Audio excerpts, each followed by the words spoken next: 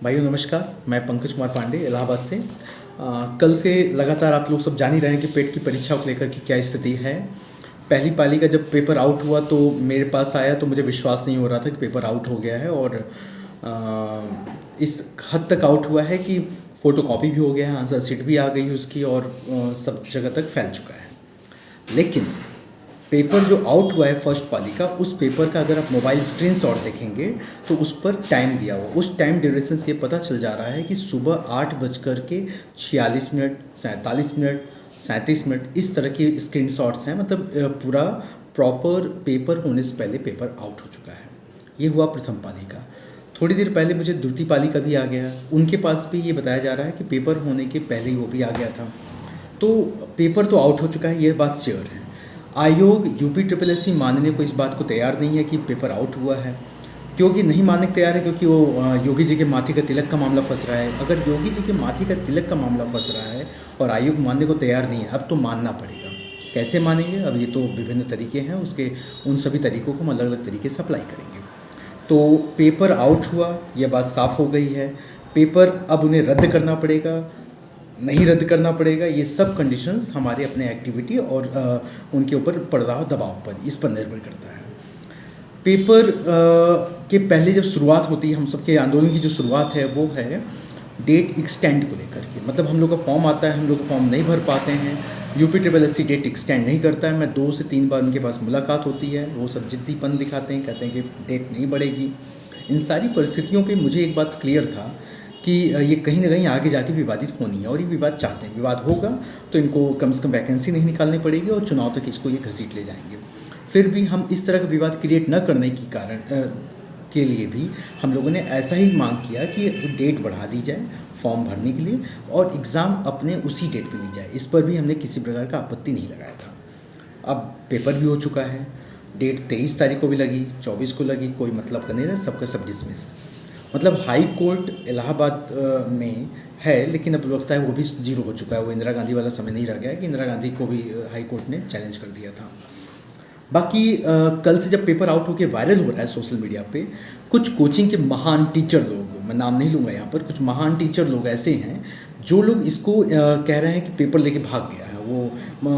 मतलब एक सामान्य सी भाषा में कहा जाए तो वो अपनी कोचिंग की कमाई के चक्कर में इतने बदतमीज हो चुके हैं, इतने बहवा हो चुके हैं कि वो छात्रों के भविष्य के साथ खिलवाड़ करने के लिए भी खड़े हैं। उन्हें 1 सितंबर से बैच चलाना है, उन्हें 5 सितंबर से बैच चलाना, उन्हें 10 सितंबर से बैच चलाना है।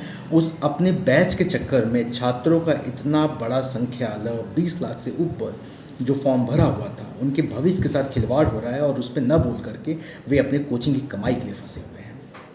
और उन सभी, ये दुर्भाग्य है कि इस बार जब कोचिंग उनकी चलने लगी, चाहे SSC के लोग चलाने वाले हों, जो वनडे लेवल की चलाने वाले हों, तो वो सभी विरोध के बजाय सब शांत होकर के अपनी कोचिंग पे काम कर रहे हैं। ठीक है, करना भी चाहिए, कोचिंग चला रहे हैं तो कोचिंग पे काम करना चाहिए। लेकिन अपनी आत्मा को मार करके और छात्रों के भविष्य के साथ खिलवाड़ हो रहा हो और वो शांत बैठे हों, ये बहुत बड़ा एक कैसे अपराध है अपने आप में। तो अपराध ही कर रहे हैं, लेकिन ये जो बदतमीजी कर रहे हैं, कुछ शिक्षकगण की बच्चों को बरगला रहे हैं कि नहीं ऐसा कुछ नहीं हुआ है, उनकी वो बदतमीजी, उनको कभी ना कोई मौका मिलेगा तो उनको जवाब दिया जाएगा। उससे बड़ी बात यह है कि फॉर्म तो गया, डेट गई, एग्ज़ाम हो गया। अमिताभ ठाकुर ने IPS, पूर्व IPS, जो वर्तमान में रिटायर्ड, जबरियन रिटायर्ड अपने गेट पे लिखा हुआ है, उन्होंने इसको मामले को संज्ञान में लिया। उन्होंने मामले को लिखा, नूतन ठाकुर जी की तरफ से पत्र गया, इस पर FIR हो, सूर्य प्रताप सिंह जी ने किया है। बाकी और बड़े छोटे मोटे जो चैनल्स हैं, जो YouTube चैनल छात्रों के द्वारा या अन्य प्रोफेशनल्स के द्वारा चलाए जाते हैं, उन लोगों ने अपडेट किया। कुछ नवभारत टाइम्स अखबार ने निकाला, लेकिन अन्य अखबार ने इसको अपनी प्रशंसा में दिखाया है कि ये कुछ नहीं हुआ है, ये सब झूठा खबर वायरल हो रहा है। तो इन सब चीज़ों में हमें जो समझ में आया कि शासन सत्ता पूर्ण रूप से चाह ही नहीं रही है कि ये छात्रों का भविष्य बने, वो केवल विवाद क्रिएट कर रही है। उसके बाद हम सबकी जो सब पूरा कुछ हमने देखा समझा, उन सारी चीज़ों में हमें जो समझ में आ रहा है, हमारी जो मांग अब हो रही है जायज़, वो मांग हमारी ये है कि C और D की भर्ती जो आयोग कराता है, उस भर्ती को डायरेक्ट किया जाए। मतलब कि उत्तर प्रदेश अधीनस्थ सेवा चयन आयोग द्वारा जो भर्ती होती है, लेखपाल की या अन्य भर्तियाँ, ANM की, या टेक्निकल भर्तियाँ, वो सभी भर्ती इस वर्ष पेट से बाहर की जाएं और मात्र एक मांग उसकी डायरेक्ट भर्ती निकाली जाए, डायरेक्ट पेपर हो और डायरेक्ट हम लोग का रिक्रूटमेंट हो। मतलब अब कोई और मांग नहीं हमारी है, जो मांग अब हमारी है वो अब सभी भर्तियों को डायरेक्ट भरा जाए और पेट को रद्द किया जाए, बस एक मांग हमारी, और बाकी कोई मांग नहीं है। सभी लोग अगर मेरी जो सहायता करना चाहते हैं व्हाट्सएप के माध्यम से मुझे मैसेज करते रहें, जो उनका मामला है वो मुझे भेजते रहें, कोई उनके पास प्रूफ है तो वो भेजते रहें। आर्थिक रूप से सहायता करना चाहते हो तो वही व्हाट्सएप नंबर मेरा यूपीआई नंबर है और यूपीआई पर है, उस पर जो आर्थिक मदद करते हैं जिससे मैं इस लड़ाई को लंबे समय तक लड़ सकूं। बाकी नहीं करना चाहते उसमें भी कोई दिक्कत नहीं है, मैं जब तक हिम्मत है मैं उसको लड़ूंगा। तो आप लोग नंबर में दोबारा बोल दे रहा हूँ 9654097174, पंकज पांडे इलाहाबाद से। बाकी आप सभी लोगों को फिर से बोल दे रहा हूँ कि मांग हमारी बस अब इस पर सीमित हो गई है कि इस भर्ती को डायरेक्ट किया जाए।